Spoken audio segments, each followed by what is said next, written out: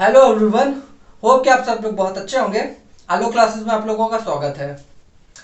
आज हम लोग जो टॉपिक डिस्कस करने जा रहे हैं वो बहुत ही ज़्यादा इम्पोर्टेंट है आपके एग्जाम्स के पॉइंट ऑफ व्यू से, क्योंकि देखो जितने भी सारे चीज़ें हमने अभी तक की, हमने पढ़ाई की है ना, बहुत सारी चीज़ें हमने कॉन्सेप्ट क्लियर किए, बहुत सारे ऐसे वीडियोस हमने देखे, मतलब मैंने बनाया जो आपने देखा, तो उसमें बहुत सारे मैंने कॉन्सेप्ट आपको क्लियर किए जो कि आपको एग्जाम में हेल्प करेंगे कि हाँ भाई, मतलब कि ये कॉन्सेप्ट है, ये होता है। मतलब अगर कोई क्वेश्चन आता है कि व्हाट इज लेंस लॉ या फिर व्हाट इज इलेक्ट्रोमैग्नेटिक इंडक्शन, तो आप थोड़ा बहुत लिख लोगे कि हाँ सर ये कॉन्सेप्ट सर ने हमें पढ़ाया था, हम ये लिख सकते हैं। आपका आइडिया तुरंत दिमाग में आएगा कि हाँ यार ये सर ने करवाया था, मैं तुरंत कर लूंगा। लेकिन आज हम लोग वो चीज़ करने जा रहे हैं जो कि एग्जैक्टली आपके एग्जाम में आने वाला है। अरे ये क्या, एग्जैक्टली वही चीज़ आएगी, समझ रहे हो? अरे ये तो फिर आप लोगों के लिए बहुत ज़्यादा इम्पोर्टेंट हो गया है कि नहीं? आप लोग कहोगे अरे सर बिल्कुल चाहिए आप लोग को, है ना। तो देखो, मैं ये क्वेश्चंस जो है कराऊंगा, ये हो सकता है एक पार्ट में ना खत्म हो, कुछ 2-3 पार्ट मुझे बनाना पड़ जाए, लेकिन आप लोगों के पास में अभी इतना समय है कि आप लोग कर सकते हो। और मैं ये कुछ क्वेश्चंस, ऐसे क्वेश्चंस कराऊंगा जो कि एग्जाम में आए हुए हैं, और इसी से रिलेटेड क्वेश्चन जो है हमारे एग्जाम में आने वाले हैं। इसका तो मैं दावा कर सकता हूँ, 100% श्योर हूँ मैं। ठीक है, अब मैं गारंटी भी देता हूँ कि जो क्वेश्चंस मैं करा रहा हूँ उसमें से आपको 5 से 6 क्वेश्चंस आपको मिल ही जाएंगे। ठीक, 5 से 6 क्वेश्चन ही क्या, मैं कहता हूँ कि जितने भी सारे क्वेश्चन कराऊंगा उसमें से आपको कुछ ना कुछ ऐसा मिल ही जाएगा कि जो कि आप एग्जाम में आपको लिख करके आओगे। और सच बता रहा हूँ, बोर्ड्स के एग्जाम में आप फिजिक्स में कोई भी गलती करके नहीं आओगे अगर ये सारे क्वेश्चंस आपने पढ़े, अच्छे से पढ़े, इसको लगाया, इसको कह सकते हैं कि आपने रिमेंबर कर लिया, याद कर लिया, रट्टा मार लिया, है ना, और कुछ जो क्वेश्चन है उसको सॉल्व कर लिया, प्रैक्टिस कर ली, तो सच बता रहा हूँ आपके फिजिक्स में तो नंबर कहीं जाने वाले ही नहीं है। पूरे फुल मार्क्स मिलेंगे आपको फिजिक्स में। बाकी सब्जेक्ट्स का यार मैं नहीं जानता, लेकिन हाँ फिजिक्स की गारंटी मैं लेता हूँ कि इसमें से आपका एक भी नंबर आपका छूटेगा नहीं। तो आइए हम लोग शुरू करते हैं। तो हमारा जो है पहला क्वेश्चन है, पहला क्वेश्चन ये है कि right the function of the volt meter in an electric circuit. Electric circuit है, अब एक इलेक्ट्रिक सर्किट है, उसमें वोल्ट मीटर देखा होगा आप लोगों ने। जैसे मान लेते हैं कि एक इलेक्ट्रिक सर्किट है,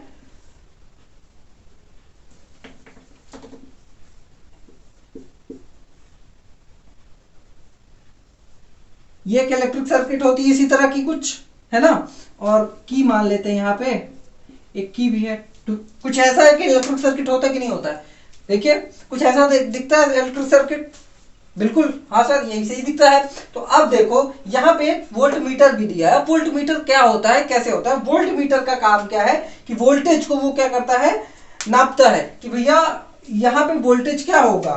ठीक, ये बैटरी हमारी, ये की है हमारा, ये हमारा रजिस्टर है। तो अब वो वोल्ट मीटर क्या करता है कि ये देखता है कि और यहाँ पे वोल्टेज कितना है किसी भी, यानी कि मान लेते कि यहाँ पे हमें नापना है, तो हम क्या करते हैं, इसके पैरेलल लगाते हैं, इसके पैरेलल लगाते हैं, और हमको बताना होता है कि इसके अक्रॉस जो वोल्टेज ड्रॉप हुआ है वो कितना हुआ है ना। क्योंकि ये भाई कुछ ना कुछ वोल्टेज लेगा, क्यों नहीं, क्यों भाई, कंज्यूम तो करेगा पावर, तो कुछ ना कुछ तो कंज्यूम करेगा ही। ठीक है, अब ये जब ये पावर कंज्यूम कर रहा होगा तो यहाँ पे कुछ ना कुछ वोल्टेज ड्रॉप होगा, तो उस वोल्टेज ड्रॉप को हम कैसे नापेंगे? ये वोल्ट मीटर के सहारे नापेंगे। और वोल्ट मीटर हमेशा याद रखना पैरेलल में लगता है, समझ गए? किस में लगता है? हमेशा पैरेलल में लगता है। जैसे ये देखो एक दूसरे के क्या है, पैरेलल है। ठीक, और देखो एमीटर, एमीटर क्या होता है? एमीटर करंट नापने के काम आता है ना। तो एमीटर जो है एकदम कहां पे लगता है? सीरीज में लगता है। कहां पे लगता है? सीरीज में लगेगा, समझ गए ना। एमीटर क्या करेगा? करंट नापेगा। ठीक, कि इस सर्किट में करंट कितना जा रहा है, और साथ ही साथ में कहां पे लगेगा आपके? एकदम सीरीज में लगता है। ये सीरीज हो गया, और ये क्या हो गया? पैरेलल लगता है, समझ गए, है ना। अब इसी में देखो कुछ चीजें और, जैसे कि यहाँ पे बल्ब लगा दिया, तो बल्ब का देखो ऐसे बना होता है, ये बल्ब हो गया आपका। ठीक है, और क्या होता है आप लोगों का? ये हो गया शॉर्ट सर्किट हो गया, की हो गया, और एक की ऐसे भी बनती है आपकी, है ना, ऑन और ऑफ वाला। ये इसको ऐसे बनाते हैं कि अगर ये नीचे गया तो ऑन हो गया, ऑफ हो गया। अब यही रेजिस्टेंस है, अब रेजिस्टेंस के ऊपर में बस ऐसे एक तीर मार दिया तो ये क्या हो गया? क्या बन गया? ये बन गया कह सकते हैं कि रेओस्टैट बन गया। रेओस्टैट, रियोस्टेट,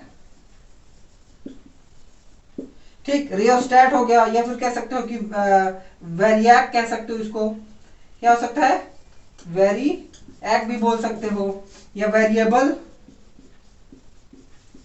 रेजिस्टेंस भी आप इसको बोल सकते हो। समझ गए? तो अब देखो, अगर कुछ भी आता है, इन सब में से कुछ भी आता है तो आप कर ले जाओगे। तो अब देखो जितने भी सारे क्वेश्चन होंगे, मैं उसका कह सकता हूं कि एकदम से हर एक छोटी छोटी चीज आप लोगों की उस चीज में आपको डिस्कस करूंगा कि यार देखो, अगर इस टाइप का क्वेश्चन आया हुआ है बोर्ड में तो इसमें और क्या क्या आ सकता है। समझ गए ना? और देखो क्या क्या चीजें बन सकती है, जैसे मैंने बताया यहाँ पे की हो गया, की का रोल क्या है, बैटरी हो गया, यहाँ पे बैटरी का रोल क्या है, बैटरी आपका पावर देता है ना। और हमेशा याद रखना, ये पॉजिटिव यहाँ से बड़े वाले से ही निकलती है, तो ये हमेशा पॉजिटिव होता है, ये हमारा नेगेटिव होता है। पॉजिटिव मतलब कि बड़ी चीज, नेगेटिव मतलब कि छोटी चीज, है ना। कहते हैं ना कि तुम्हारी सोच एकदम छोटी है, एकदम नेगेटिव है, तो सोच जिसकी नेगेटिव होती है वो छोटी सोच रखा रहता है।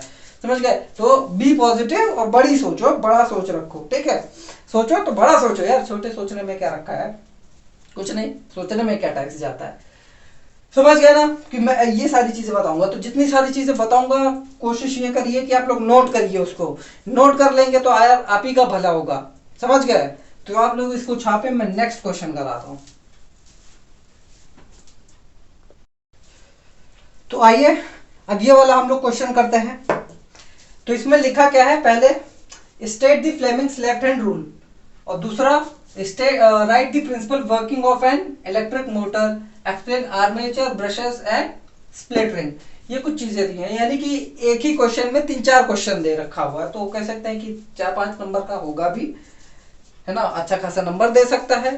तो पहली बात तो इसका मैंने वीडियो अलग से बनाया हुआ है, अगर हो सके तो आप लोग देखिए, उसको देखिए, मैंने उसमें बहुत ज्यादा एक्सप्लेन करके बताया हुआ है, और अगर वो देख लेते तो आपकी ये जितने भी क्वेश्चन है आपको एकदम क्लियर हो जाएंगे। मैं यहाँ पे बताऊंगा, जरूर बताऊंगा, हर एक चीज बताऊंगा, छोटी से छोटी चीज बताऊंगा, यहाँ पे और अच्छे से समझाऊंगा, ताकि आप और अच्छे से कह सकते हैं कि मेमोराइज कर सकें इन सारी चीजों को, और आगे चल करके आप इसे भूले भी ना। ठीक है, तो देखो स्टेट दी फ्लेमिंग्स लेफ्ट हैंड रूल। अब ये देखो आप लोगों को इसको कह सकते हैं कि अपने भाषा में लिखना होगा पूरा, कि भैया लेफ्ट हैंड रूल होता है तो लेफ्ट हैंड यूज होता है, उसमें जाहिर सी बात है। और ये थंब किस लिए यूज होता है, फोर फिंगर किस लिए यूज होती है, मिडिल फिंगर किस लिए यूज होती है, ये सारी चीजों को वहां पे आप लोगों को लिखना होगा। मैं यहाँ पे आपको समझा रहा हूँ, और इसके नोट्स आप लोगों को मिल जाएंगे। अगर आपको चाहिए तो टेलीग्राम मेरा टेलीग्राम चैनल है, वहां पे आप लोगों को सारी चीजें मिल जाएंगे। टेलीग्राम ग्रुप, ठीक है, चैनल, वो ये यूट्यूब वाला चैनल नहीं कि चल दिए खोलने आप लोग, ठीक नहीं, टेलीग्राम चैनल ग्रुप है मेरा, वहां पे आप लोग मैंने डिस्क्रिप्शन में लिंक दे रखी है, वहां पे आपको मिल जाएगा, नोट्स सारी मिल जाएंगी। समझ गए? ये जितने भी हैं इसके लिखित मैंने खुद अपने हाथों से लिखा हुआ है, तो आप लोगों को कह सकते हैं कि बहुत ज़्यादा आसानी होगी जब आप पढ़ोगे। ठीक है, इजी टू रीड भी है और इजी टू अंडरस्टैंड भी है मेरी राइटिंग, और साथ ही साथ में मेरी लैंग्वेज भी। समझ गया? तो आइए हम लोग ये देखते हैं कि फ्लेमिंग्स लेफ्ट हैंड रूल क्या बोलता है। तो फ्लेमिंग्स लेफ्ट हैंड रूल में क्या होता है कि एक ये होता है हमारा थंब, यानी कि ये हो गया हमारा थंब, ठीक, ये हो गया हमारा फोर फिंगर, यानी कि ये हो गया हमारी फोर फिंगर, और ये हो गया हमारा मिडिल फिंगर, यानी कि ये देखो,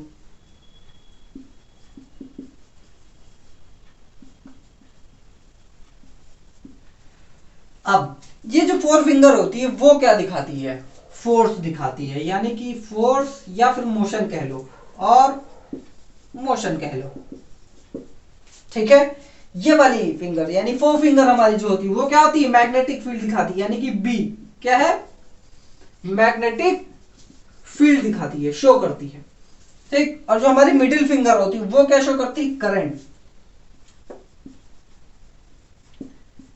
कि ये सब क्या शो कर रहे हैं, डायरेक्शन शो कर रहे हैं, हमेशा याद रखिएगा, हमेशा डायरेक्शन शो कर रहे हैं। और फ्लेमिंग्स लेफ्ट हैंड रूल कहाँ यूज होता है, हमेशा याद रखना, मोटर्स में यूज होता है, या फिर वहां पे यूज होगा जहां पे एक कंडक्टर जिसमें करंट दौड़ रहा है और वो क्या है, मैग्नेटिक फील्ड के अंदर है। समझ गए? ये कहां पे यूज होगा?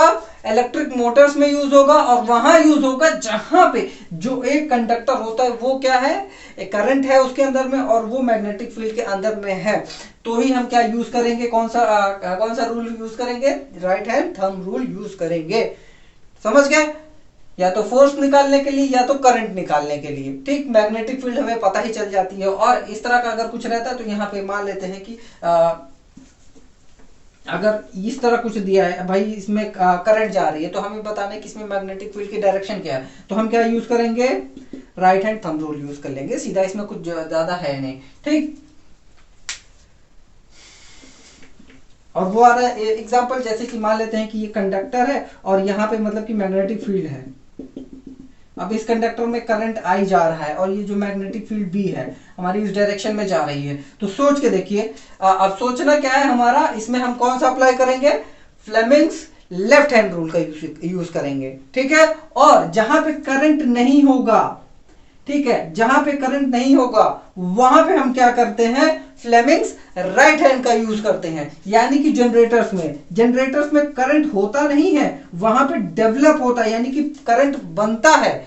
समझ गए? यहाँ पे क्या कहते हैं, फ्लेमिंग्स लेफ्ट हैंड रूल वाला जो है, ठीक है, यानी कि मोटर्स में क्या होता है, मोटर्स में करंट ऑलरेडी होता है और वहां पे हमें फोर्स दिखाना होता है, उसको चलाना होता है। समझ गए?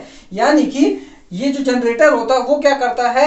इलेक्ट्रिक पावर नहीं, मैकेनिकल पावर लेता है और उसको इलेक्ट्रिक पावर में कन्वर्ट करता है। और जो मोटर होता है वो क्या करता है? इलेक्ट्रिक पावर लेता है और मैकेनिकल वर्क करता है, यानी कि मैकेनिकल पावर वो हमें देता है। ठीक है, जो घरों में टुल्लू वगैरह, सॉरी टुल्लू कह रहा है, जो घरों में मशीन्स होती हैं ना, देखो जो पंप होता है ना, जहां से आप लोगों का पानी आता है, आप लोग मशीन चलाते हो, या सबमर्जिबल कह सकते हैं कि ट्यूबवेल जिसके घर में लगे होते हैं, सबमर्जिबल कह सकते हैं ना, मशीन्स लगी होती हैं, एक बटन दबाया चलने लगा, तो वो सब क्या होती हैं? वो पानी खींच रही होती है। हमने क्या दिया उसको? एक इलेक्ट्रिक पावर दी हमने, ठीक, ताकि जिससे क्या हुआ, वो चलने लगा, मोटर चलने लगी, और मोटर से क्या हुआ, नीचे से वो क्या करेगा? पानी खींचेगा, और पानी खींच करके कहाँ देगा? आप ही को तो देगा ना। तो वो क्या कर रहा है? एक तरह से मैकेनिकल वर्क ही तो कर रहा है मोटर, यानी कि करंट हमने दिया, मैकेनिकल वर्क मिला। और जनरेटर्स क्या होता है? शादियों में आपने देखा होगा, जो जनरेटर हरे हरे जनरेटर होते हैं ना, इतने बड़े बड़े, है ना, उन लोग को क्या देते हैं? पहले घुमाते हैं, खूब ऐसे घुमाते हैं, तब जा करके वो क्या करता है? करंट जनरेट करता है। सोच के देखो, हमने क्या डाला उसमें? बस हाथ घुमाया और उसमें डीजल डाला, यही तो डालते हैं, इलेक्ट्रिक पावर तो देते नहीं है इस, और वो क्या करता है? इलेक्ट्रिसिटी जनरेट कर देता है। थोड़ा अगर आज चीजों को आप लोग देखोगे ना तो आपको लगेगा, आश्चर्यचकित होगे, यार ये ऐसा भी होता है। ठीक है, तो उसके पीछे की साइंस ये है। समझ गए? तो हमारा ये क्या हो गया? Fleming's left hand rule. और हाँ, इसको याद करने का एक तरीका है, फ्लेमिंग्स लेफ्ट हैंड रूल या राइट हैंड रूल, जो भी हो, एफ बी और ये हो गया आई। तो एफ बी आई, एफबीआई जानते हो ना क्या होता है? एफबीआई, ठीक है, एफबीआई जानते हो ना क्या होता है? Federal bureau of investigation. ये कहाँ का है? अमेरिका, यूएसए का है। समझ गए ना? इन्वेस्टिगेशन साइट, क्या कहते हैं, बहुत बड़ी वो है, संस्था है, एजेंसी है। तो आप लोग इसको देखिए, मतलब इसको समझ गए ना, एफ बी आई। तो हमेशा याद रखना, F B I, F B I, B मतलब मैग्नेटिक फील्ड, आई मतलब करंट, और एफ मतलब फोर्स हो गया आपका। तो ये हो गया आसानी से याद करने का ट्रिक। और हम लोग दूसरे पे काम करते हैं। अब दूसरा वाला भी मैंने बता ही दिया है लगभग आप लोगों को। अब दूसरे वाले में देखो, अब बच्चे क्या होते हैं ना, कंफ्यूज हो जाएंगे यहाँ पे। अब दूसरा वाला क्या पूछा है? पूछा क्या है? वर्किंग प्रिंसिपल पूछा है। ठीक है, कुछ बच्चे तो वर्किंग ही लिख के चले आएंगे ना भैया, वर्किंग प्रिंसिपल पूछा है तो हमें क्या करना है? वर्किंग नहीं बता देनी है वहां पे जा करके कि भैया ये हमने बनाया जो है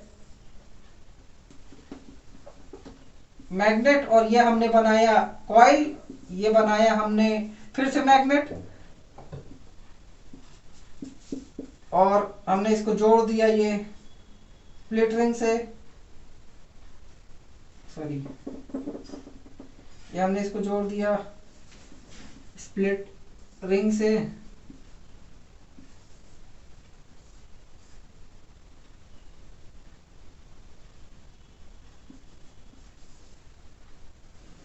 और ये हमारा करंट हो गया, ये हमारा रेजिस्टर हो गया, तो ये हो गया हमारा ये।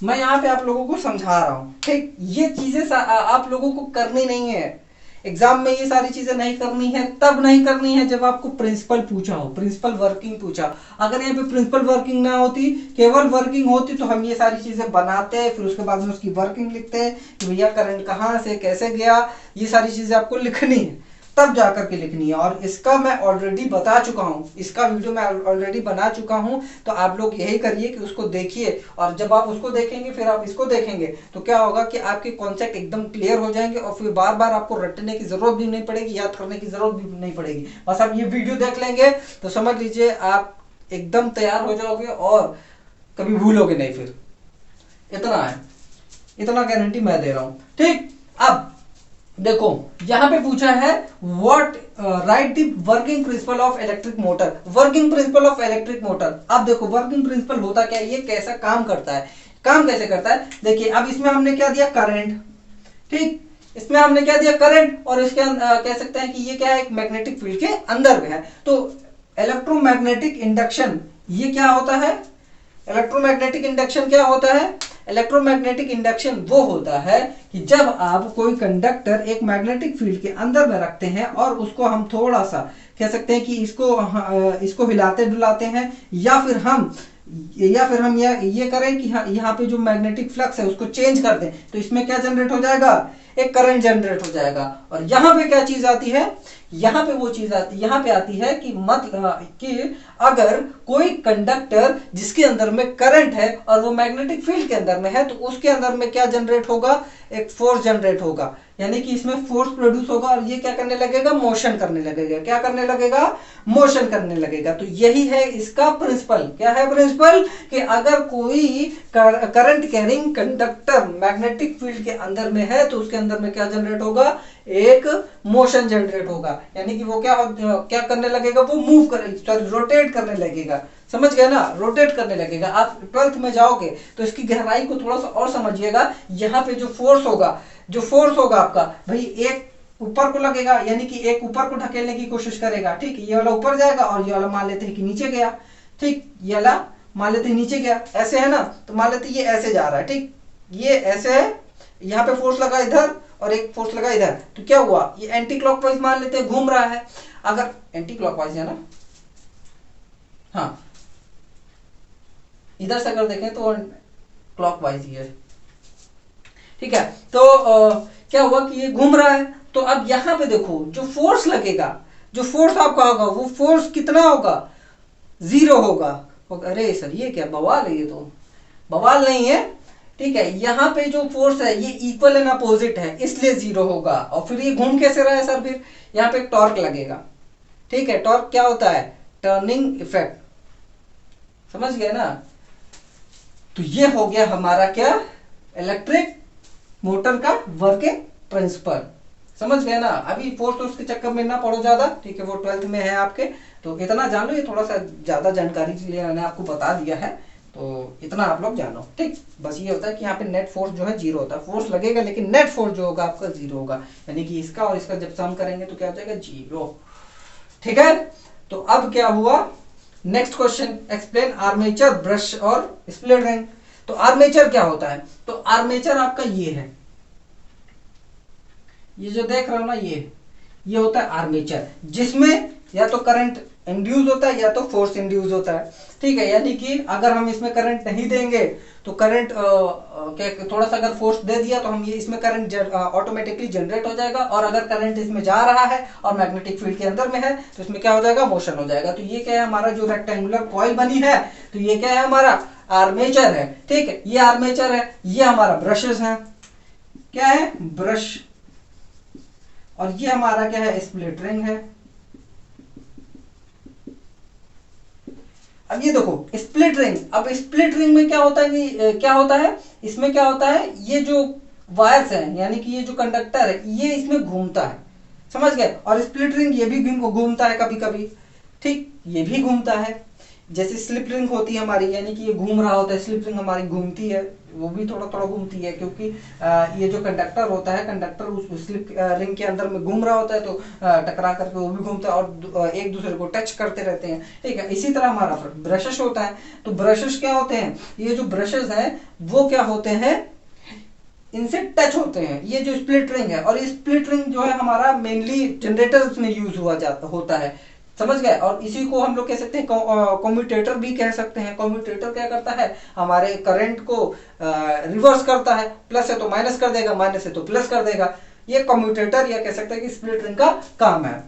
तो अब ये देखो स्लिप रिंग्स, ये मान लेते हैं कि यहां से करंट आया, तो करंट को कह सकते हैं कि कंप्लीट करने के लिए जो ब्रशेस हैं उसको लगाते हैं। अब ये जो ब्रशेस हैं, अब देख लो, अगर मान लिया हम इसको इससे कनेक्ट कर देंगे, मान लेते हैं हमने इससे ये स्प्लिट रिंग से हमने कनेक्ट कर दिया, अगर स्प्लिट रिंग से हमने कनेक्ट कर दिया तो होगा क्या कि ये घूमेगा, जब ये घूमेगा तो ये क्या होगा ना, ये पूरा जो कह सकते हैं कि तार वार लगी हुई है यहाँ से, तो ये सब क्या हो जाएंगे, एक दूसरे में उलझ जाएंगी। इसलिए क्या है, ये कह सकते हैं कि अटैच्ड नहीं होता इससे, ठीक है, ये स्लिप रिंग से अटैच्ड नहीं होता, इससे अटैच होता है, ये देखो ये जो वायर है इससे अटैच्ड होता है, बाकी ये जो है मूवेबल होता है, मूव कर सकता है, तो हम इसको अलग भी कर सकते हैं, समझ गए। बस हमने इसको क्या कर दिया, इसको टच करके रखा है यहाँ पे, ताकि जो करंट का फ्लो है वो बना रहे हमारा पूरा, समझ गए।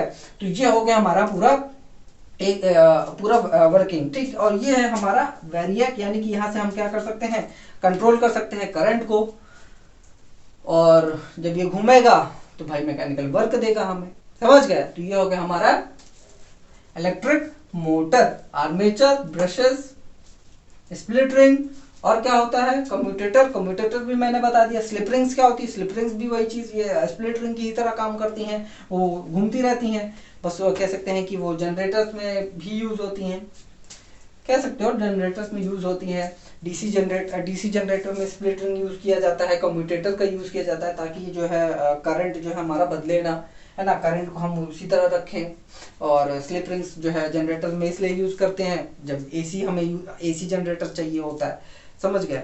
तो इसमें थोड़ा बहुत फर्क होता है, बस आप इतना जानो। और इन सब का वीडियो मैंने अलग से बना करके रखा हुआ है, आप उसको जा करके देखो। ये आपका कह सकते हैं कि एक तरह का रिवीजन हो जाएगा, और बहुत अच्छे से रिवीजन हो जाएगा, आप कभी भूलोगे नहीं। तो आइए अब मैं नेक्स्ट आपको क्वेश्चन कराता हूं।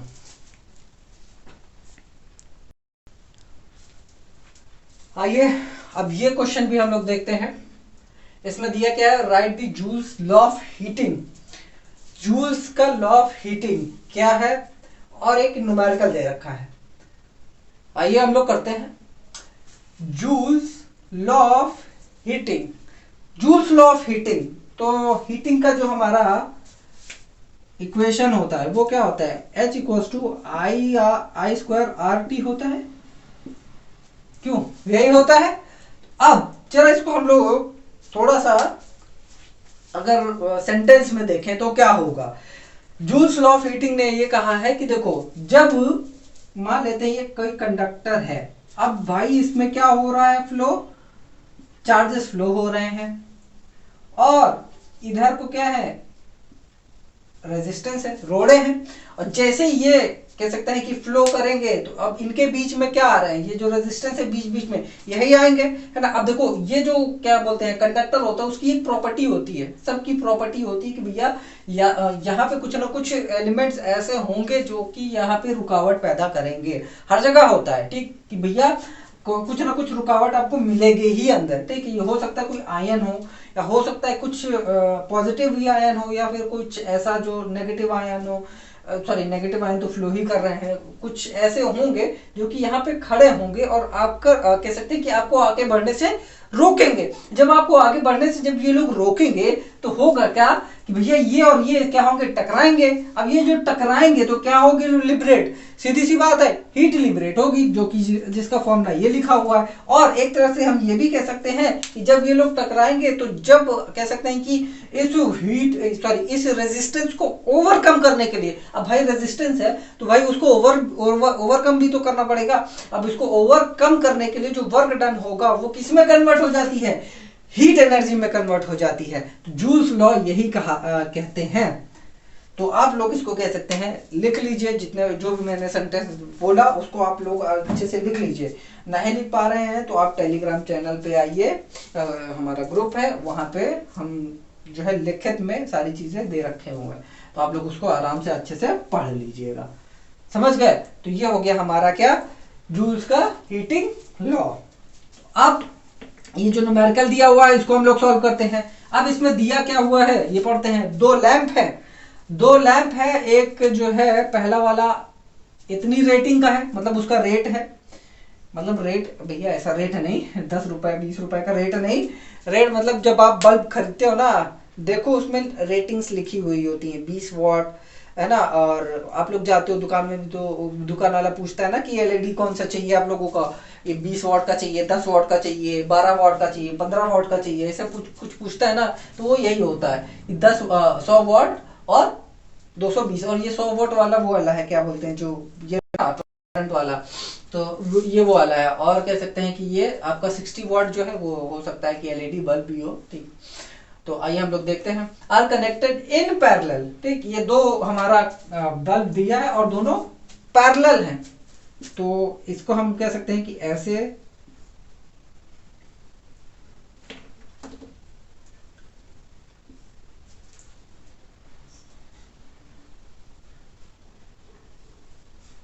ऐसे बना सकते हैं ना,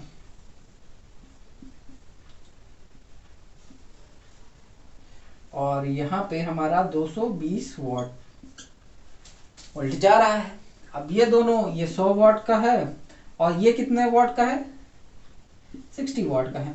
अब देखो दोनों क्या है, पैरेलली कनेक्टेड है, पैरेलल कनेक्टेड है, तो इसका मतलब क्या है भैया, इसमें करंट अलग जाएगा, इसमें करंट अलग जाएगा, है ना। हमसे यही पूछा ना, find the current drawn by the two bulb from the line. अब देखो यहाँ पे करंट I1 जाएगा और यहाँ पे I2 जाएगा, तो अब हम क्या करेंगे भाई, हमें ये दे रखी है, क्या नाम है आपका, पावर दे रखी है ना, पावर है ये, है ना, कितना पावर ले रहा है, और ये हमें वोल्टेज दे रखा है। तो अब हमें क्या करना है, याद करना है कि भैया एक फॉर्मूला होता है P = होता है कि नहीं होता है, तो ये पावर हमको दे रखी है, तो हमको करंट निकालना है, तो ये P1 हो गया, V1 तो V तो वही है क्योंकि 220 सब में ही है, इसको हम 1 ले लेते हैं, तो P1 अपॉन V = क्या हो जाएगा, I1 हो जाएगा। तो P1 हमारा क्या है, 100 वोल्ट है, तो 100 वॉट है हमारा, ठीक। P1 हमने यहाँ पे लिख लो, ऐसे लिख लिया करो हमेशा, क्वेश्चन पहले सॉल्व करने से पहले इसको सब कुछ लिख लिया करो। 220 वॉट और P2 हमारा है 60 वॉट, और हमें I तो पता ही नहीं है, इसका भी क्या है 220 वोल्ट, ठीक है। तो ये हो गया अपॉन 220 = I, ये कैंसिल हो गया, ये हो जाएगा 5, ये हो जाएगा हमारा 11, 2 से हमने काटा है 11। अब जरा हम इसको करेंगे, सॉल्व करते हैं, तो क्या हो जाएगा, ये 0.4 फिर बचेगा कितना 6, और ये हो जाएगा 5, ठीक, 0.4 एम्पियर, ये क्या हो जाएगा I1, यानी कि इसका करंट हमें पता चल गया, कितना पता आया, 0.45 एम्पियर आ गया। अब हम लोग क्या देखेंगे, ये I2 भी निकालते हैं, I2 यानी कि P2V = I2, यही वाला फॉर्मूला लगाएंगे, है ना, क्योंकि हमें पावर दे रखी है, वोल्टेज दे रखा है, हमें I2 निकालना है, तो हमारा पावर कितना है, पावर है हमारा 60 वॉट और हमारा 220 वोल्ट = I2 हो जाएगा। ये कैंसिल 3 और 11, 2 से हमने काटा है, तो जब हम करेंगे इसको तो 0.2, तो इसके बाद में कितना बचा 7, ठीक, तो ये हो जाएगा 6, I2 = डिवाइड करना सीखो, मैंने डिवाइड किया है, बहुत तेजी से डिवाइड किया है, आप लोग इसको डिवाइड करिएगा और गलत है बताइए, समझ गए, गलत है तो बताइएगा। ये आ गया हमारा, ये छाप लीजिए अच्छे से, एकदम समझ लीजिए एकदम अच्छे से, कुछ है नहीं ज्यादा, ठीक है, छापो।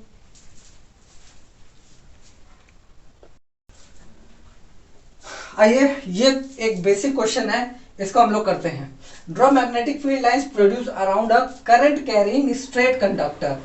हमें क्या करना है, एक करंट कैरिंग स्ट्रेट कंडक्टर है। अब इस पे क्या करना है, हमें फील्ड लाइंस बनानी है। कौन सी? मैग्नेटिक फील्ड लाइंस बनानी है। ठीक है, पासिंग थ्रू दी कार्डबोर्ड।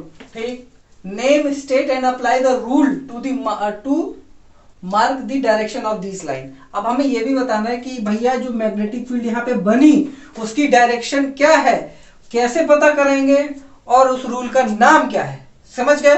तो हम यही बताएंगे कि भैया यहाँ पे अगर कोई मैग्नेटिक फील्ड सॉरी एक कंडक्टर है और इसको हमने क्या किया है, सॉरी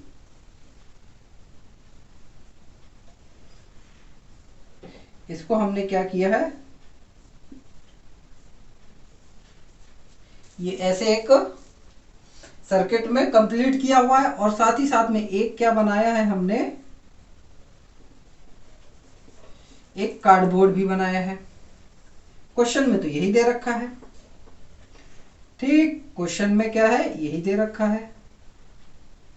ठीक है, क्वेश्चन में यही दे रखा है। अब हमने आपको क्या बताया था कि अगर कोई करंट कैरिंग कंडक्टर है, इसमें करंट जा रहा है, किधर को जा रहा है, ऊपर को जा रहा है, तो इसमें क्या जनरेट होगी, पहली बात तो मैग्नेटिक फील्ड जनरेट होगी। तो कैसी जनरेट होगी भाई, यहाँ पे क्या आ गया, अगर हम आयरन फिलिंग्स रख देते हैं तो कैसी हो जाएगी आयरन फिलिंग्स, ये गोल गोल गोल गोल ऐसे, ये ऐसे बन जाएंगी।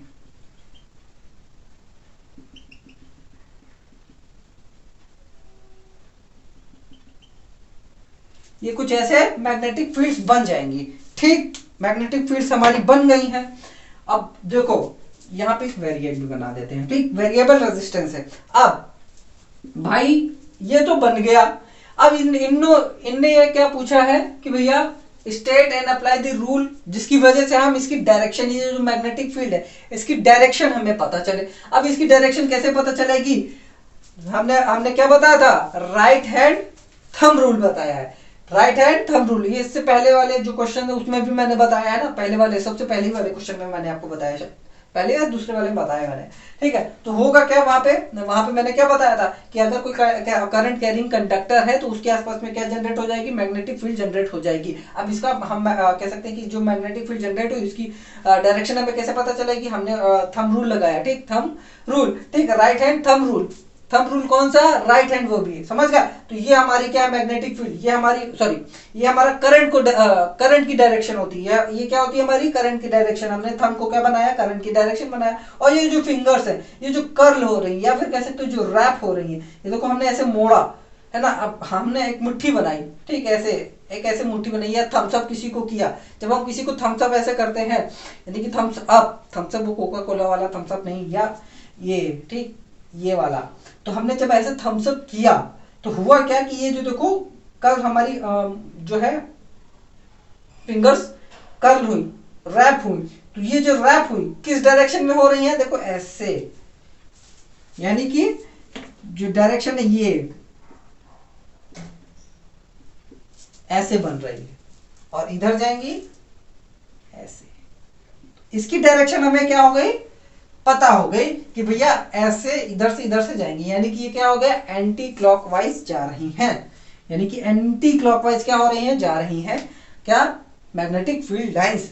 ठीक है, ये भी हो गया। अब कुछ और एक्स्ट्रा चीज जानो कि अब हम इसकी इंटेंसिटी कैसे बढ़ाएं, मतलब मैग्नेटिक फील्ड बहुत ज्यादा स्ट्रॉन्ग कैसे करेंगे। हमने क्या किया, इसको वेरिया किया, यानी कि इसको कम किया, यानी कि हमने करंट ज्यादा पास किया। जब हम करंट ज्यादा पास करेंगे तो इसकी मैग्नेटिक फील्ड जो हो जाएगी ज्यादा स्ट्रॉन्ग हो जाएंगी। अब ये कैसे पता चलेगा, मान लेते कि हम यहाँ पे एक तो मैग्नेटिक निडल रख देते हैं या मैग्नेटिक कंपास रख देते हैं। जब हम यहाँ पे कंपास रखेंगे तो क्या होगा, कंपास हम यहाँ पे जब रखेंगे तो होगा क्या कि भैया ये तो डिफ्लेक्ट करेगा। ठीक, और जैसे जैसे हम ये इस कंपास को दूर लेके चले जाएंगे, दूर लेते जाएंगे, तो होगा क्या, इस कंपास का होगा ये कि यहाँ पे ये जो डिफ्लेक्शन है वो धीरे धीरे कम होने लगेगा। कम क्यों होने लगेगा, क्योंकि भैया जितना दूर हम जाएंगे उतना ज्यादा क्या हो जाएगा, मैग्नेटिक फील्ड कम होगी। ठीक, मान लेते यहाँ है ये कोई पॉइंट P है, ये कोई पॉइंट P है, अब इसको हम यहां से उठा करके यहां पे हम लेकर के जाएंगे तो ये डिफ्लेक्शन यहां पे P होगा, लेकिन यहां पे कम होगा। समझ गए, यहां पे कम होगा, जिसकी मतलब अब ये देखो, ये यहाँ पे हम मैग्नेटिक फील्ड किसकी वजह से नाप पा रहे हैं या फिर किसकी वजह से बता पा रहे हैं, ये जो हमारा मैग्नेटिक नीडल है या फिर कह सकते हैं मैग्नेटिक कंपास है, इसी की वजह से हम यहाँ पे पता कर पा रहे हैं कि यहाँ पे जो मैग्नेटिक फील्ड है वो क्या है, कमजोर है। ठीक, और अगर यहीं पे अगर हमको थोड़ा सा स्ट्रॉन्ग मैग्नेटिक फील्ड चाहिए तो हम क्या करेंगे, यहाँ पे थोड़ा सा या फिर कह सकते हैं कि अपना जो करंट है हमारा वो हम क्या करेंगे, बढ़ा देंगे। समझ गए, जो है हम बढ़ा देंगे। और जैसे जैसे हम दूर चले जाएंगे, जैसे जैसे यहां से हम जितना ज्यादा दूर जाएंगे उतना ज्यादा हमारी मैग्नेटिक फील्ड कम होती जाएगी। तो क्या है, इनवर्सली प्रोपोर्शनल है किसके, मैग्नेटिक फील्ड के स्क्वायर ऑफ द डिस्टेंस के। समझ गए, यानी कि जो हमारी मैग्नेटिक फील्ड होती है, हमेशा याद रखिए ये स्क्वायर ऑफ द जो डिस्टेंस हमारा यहाँ पे उसके क्या है, इनवर्सली प्रोपोर्शनल है। डिस्टेंस जितना कम, मैग्नेटिक फील्ड उतना ज्यादा। समझ गए, तो ये क्या कह सकते हैं कि ये कुछ एक्स्ट्रा चीज जो है मैंने बताई, एग्जाम में आती है और इसी टाइप के क्वेश्चंस आते हैं। समझ गए, और इसको हम लोग जितना हो सके उतना ज्यादा डिटेल में पढ़ें, और मैं सारी चीजें डिटेल में बता रहा हूँ। अगर ये सारी चीजें आपने पढ़ ली, एक बार पढ़ ली, तो सच बता रहा हूँ आपको कोई क्वेश्चन छूटेगा नहीं। और मैं एक ये कुछ क्वेश्चन मैं करा रहा हूँ, ठीक है, ये क्वेश्चन अभी तो थोड़ा ही बहुत है, ठीक है, शुरुआत में, मतलब शुरू में क्या, मतलब कि ज्यादा बहुत ज्यादा मैं लंबी वीडियो नहीं करूंगा, एक क्वेश्चन और कराऊंगा, लेकिन फिर से मतलब कि एक नई वीडियो भी बनाऊंगा, मतलब कि दूसरा पार्ट भी इसका बनाऊंगा, जिसमें क्या होगा कि आपको और क्वेश्चन मिले। 2-3 पार्ट में ये वीडियोस बनाऊंगा जिसमें इंपॉर्टेंट क्वेश्चन होंगे, जो कि आपके बोर्ड के पॉइंट ऑफ व्यू से बहुत ज्यादा इंपॉर्टेंट होगा, और वो बोर्ड्स में जरूर आएंगे क्वेश्चंस जो मैं यहाँ पे करवाऊंगा। अगर आपने यहाँ पे देख लिया, समझ लीजिए वो इम्पोर्टेंट है और आना मतलब है ही, ठीक है, वो क्वेश्चन आएगा ही आएगा, और नहीं आएगा तो समझ लीजिए इससे रिलेटेड आएगा। अगर यही एग्जैक्टली मैं देखो इस चीज की गारंटी नहीं देता कि एग्जैक्टली यही क्वेश्चन आ जाएगा, लेकिन इसी से रिलेटेड, इसी कॉन्सेप्ट के ऊपर बेस्ड कोई क्वेश्चन आएगा जरूर। तो जितने भी कॉन्सेप्ट है सारे यहाँ पे मैं क्लियर करा रहा हूँ, ताकि आप लोगों को एग्जाम में कोई दिक्कत ना हो। तो इसको छाप ले, मैं एक और क्वेश्चन करा देता हूँ। आइए ये वाला क्वेश्चन हम लोग करते हैं। जी ठीक है, how would you join 3 registers, 3 registers है जिनकी वैल्यू कितनी है, 9 है। ऐसा इनको ज्वाइन करना है कि जो इक्विवेलेंट रेजिस्टेंस होगा वो आपका 13 होना चाहिए और 6 होना चाहिए। अरे बाप रे, 13 और 6 होना चाहिए, बोल दिया तो 9 है। अगर हम तीनों को 9 + 9 + 9 करते हैं, यानी कि सीरीज में करते हैं, तो कितना आ जाएगा, ये तो आ जाएगा 27। और अगर तीनों को हम क्या बोलते हैं पैरेलल में करेंगे तो भी क्या होगा, 6 या 13 नहीं आएगा। तो हम क्या करते हैं, 2 को हम लोग क्या ले लेते हैं सीरीज में, और 1 को हम लोग ले लेते हैं पैरेलल में। ठीक, और इसमें भी क्या करते हैं, 2 को हम ले लेते हैं पैरेलल में और 1 को ले लेते हैं सीरीज में। कोई दिक्कत नहीं भैया, दिक्कत नहीं होनी चाहिए। ठीक, यहां पे 9 ओम, यहां पे 9 ओम और यहां पे 9 ओम। ठीक है, जब 9 ओम हो गए, एक काम करते हैं, सॉल्व करते हैं। ये दोनों है क्या पैरेलल में, तो पैरेलल में करने का तरीका, ठीक है, 9 × 9, 9 + 9 है ना, ये डायरेक्टली आर निकल आएगा आप लोगों को। ठीक, तो कितना हो जाएगा, 81/18, ये हो जाएगा 2, ये हो जाएगा 9, 1 और ये हो जाएगा 4.5। तो 4.5 आया, और ये सीरीज में है तो इसको हम लोग प्लस कर देंगे। कितना आ गया, जब हम इसको प्लस करेंगे तो 13.5, यानी कि ये वाला आ गया, लगभग ये वाला आ गया, मतलब कि उतना ही है। कोई अगर आप ये भी निकालोगे तो ठीक है, आंसर कोई गलत नहीं होगा आपका। ठीक, अब ये वाला हम लोग करते हैं, 9 + 9 कितना हो जाएगा, 18 हो गया, और ये हो गया क्या आपका 9। ठीक, ये क्या हो गया, अब दोनों, एक हो गया 18 ऊपर वाला है ना। अब हम कह सकते हैं किसको ऐसे लिख सकते हैं, ऐसे 18 और ये 9 लिख सकते हैं ना, बिल्कुल लिख सकते हैं। तो अब ये दोनों देखो पैरेलल में आ गया, तो 18 × 9 और 9 + 18। ठीक है, तो जब हम इसको करेंगे तो क्या होगा, ये हम 27 कर लेते हैं, अपॉन 27, ये हो जाएगा 1 और ये हो जाएगा 3 और ये हो जाएगा 1 और ये हो जाएगा हमारा 6। तो कितना आ गया 6 ओम, ये डायरेक्टली आ गया आंसर। तो आर इक्विवेलेंट। ठीक, देखो दो तरीके हैं, हमने दोनों तरीके से ये दिया है, इसका निकाल दिया, समझ गए। ये हो गया आपका कॉम्बिनेशन का। ठीक है, तो देखो इस तरह के क्वेश्चन जहां पे भी आपको दिखे उनको ट्राई करो, कोशिश करो, जितने भी सारे मैंने क्वेश्चंस कराए उनको पढ़ो, अच्छे से पढ़ो, उनको करो, समझ गए ना। करो, ज्यादा करोगे ज्यादा अच्छे नंबर आएंगे। और इन्हीं से रिलेटेड क्वेश्चन करना, ठीक है। जो बहुत सारे क्वेश्चंस हैं, आपकी बुक खोलोगे तो उसमें मिलेगा, आपको एनसीईआरटी में मिलेगा। तो इन्हीं से रिलेटेड जितने भी क्वेश्चंस हैं आप लोग उनको करिए, अच्छे से करिए, बढ़िया से करिए, ताकि आप लोगों को जब कह सकते हैं कि जब आप एग्जाम में बैठो तो आपको ना तो घबराहट हो, ना ही कोई कह सकते हैं कि आपका कोई टेंशन हो। तो हम क्या करेंगे, ज्यादा से ज्यादा प्रैक्टिस, और ज्यादा से ज्यादा प्रैक्टिस करेंगे तो ज्यादा से ज्यादा हमें नंबर मिलेंगे। ठीक है, तो आप लोग इसको छाप लीजिए। और ये कह सकते हैं कि हमारा ये आज का कह सकते हैं कि ये 5 क्वेश्चंस मैंने करा दिए हैं, एकदम बेसिक से कह सकते हैं कि एक एक चीज मैंने बताई है, जिससे आपका सारा कॉन्सेप्ट जो है एकदम क्लियर हो गया है, समझ गए ना, सारा कॉन्सेप्ट आपका क्लियर हो जाए। तो भैया आप क्या करिए, अगर आपको नोट्स चाहिए तो आप टेलीग्राम मेरे ग्रुप का कह सकते हैं कि डिस्क्रिप्शन लिंक में मैंने दे रखा है, आप वहां पे आइए, मैं आपको वहां पे प्रोवाइड करा दूंगा, मेरे हैंड रिटन से। ठीक है, तो अगर आप उसको एक बार पढ़ लोगे तो एग्जाम में अगर वही चीज लिख डालोगे तो आपको पूरे फुल मार्क्स मिलेंगे। ठीक है, तो आप लोग उसको छाप लें। और यार देखो, मेहनत करो, अच्छे से पढ़ाई करो, आगे बढ़ते रहो, पढ़ते रहो, एकदम अच्छे से मन लगा करके पढ़ो, ज्यादा से ज्यादा पढ़ाई करो, ताकि अच्छे से अच्छे नंबर आप लोगों को मिल पाए। तो थैंक यू देखने के लिए वीडियो।